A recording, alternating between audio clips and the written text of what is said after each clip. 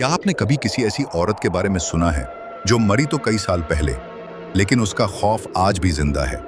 गुजरात के एक गांव में आज भी लोग सूरज ढलते ही अपने दरवाजे बंद कर लेते हैं, क्योंकि वहां है जमकुड़ी चुड़ैल का साया।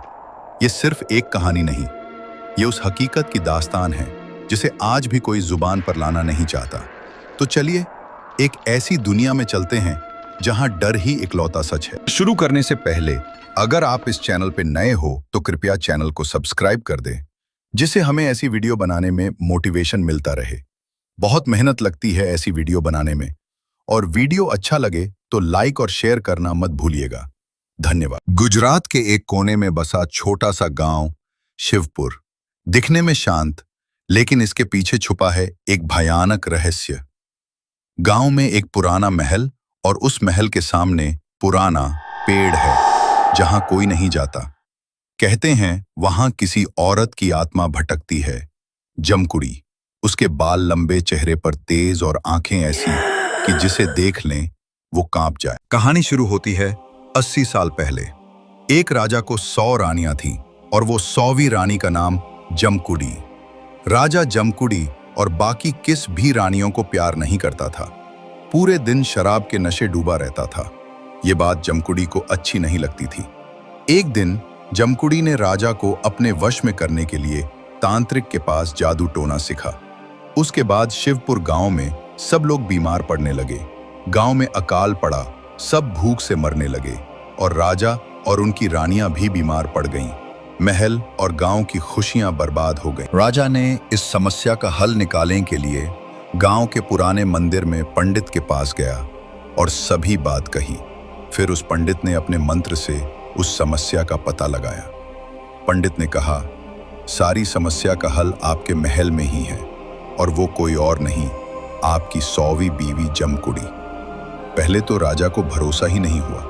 पंडित ने कहा, आज रात को अपनी पत्नी जमकुड़ी पर नजर रखना।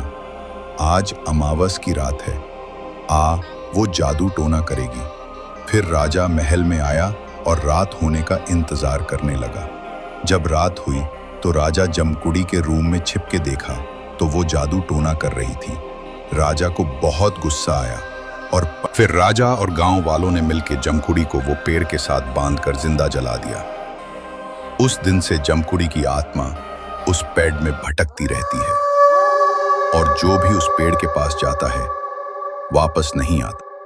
कहानी फिर से शुरू होती है 2018 में। 4 दोस्त रवि, हितेश, रोहन और चिराग शहरी जीवन से थककर रोहन ने उसके वतन शिवपुर गांव में छुट्टियां मनाने का फैसला किया। गांव में आ रहे थे तभी रास्ते में एक बाबा मिले। उसने रोहन के सामने देख के चौंक गए और रोहन को बोला, भाग जा, तू क्यों आया है गांव में, मारा जाएगा। मगर रोहन और उनके दोस्तों ने बाबा की बात मजाक में निकाल दी। गांव पहुंचकर वो उसके पुराने महल में रुके, लेकिन उन्हें क्या पता था कि ये छुट्टियां उनकी जिंदगी की सबसे भयानक याद बन जाएंगी। शुरू के 2 दिन मजे में बीते, लेकिन तीसरी रात से कुछ अजीब होने लगा। रात को रोहन को सपनों में कोई औरत दिखाई देने लगी।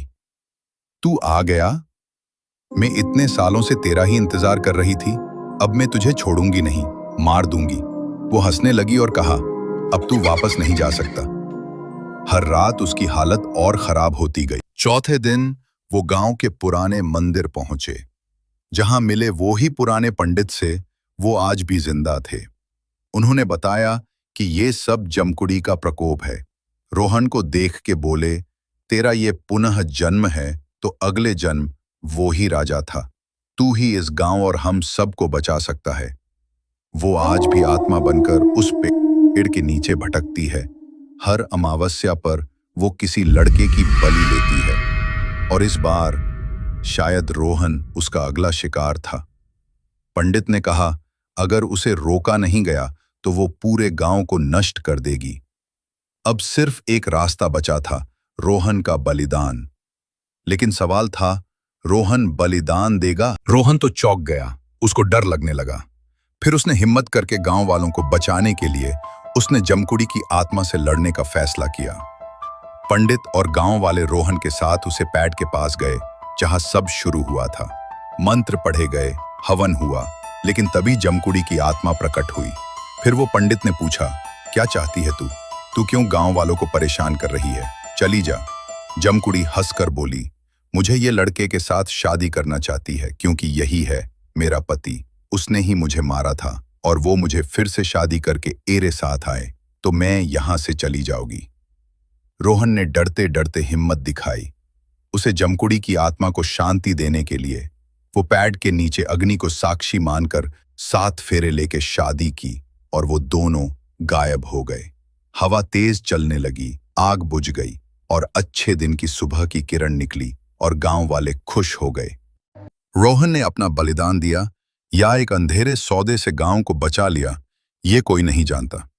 कहा जाता है उस रात के बाद रोहन और जमकुड़ी दोनों कभी नहीं दिखे, पर वो पेड़ आज भी वही है, सूखा काला और हमेशा अजीब सी ठंडी हवा से घिरा हुआ। लोग कहते हैं अगर उस पेड़ के पास किसी जोड़े की परछाई दिखाई दे तो समझ लीजिए जमकुड़ी अब भी वही है, अपने अगले वर की तलाश में। और सबसे चौंकाने वाली बात, 2024 में एक यूट्यूबर वहां लाइव शूट करने गया था, लेकिन उसका कैमरा सुबह तक वापस चलता रहा और उसमें जो दिखा वो हम आपको पार्ट 2 में दिखाएंगे। तो इस वीडियो को लाइक, शेयर और सब्सक्राइब जरूर कीजिए ताकि अगली बार जब हम लौटें तो आपके रोंगटे पहले से खड़े हों। और कमेंट में बताइए अगर आपको मौका मिले तो क्या आप उस पेड़ के नीचे एक रात गुजारेंगे। अगली बार मिलते हैं एक और खौफनाक दास्तान के साथ। तब तक दरवाजे बंद कर लीजिए क्योंकि वो अब भी देख रही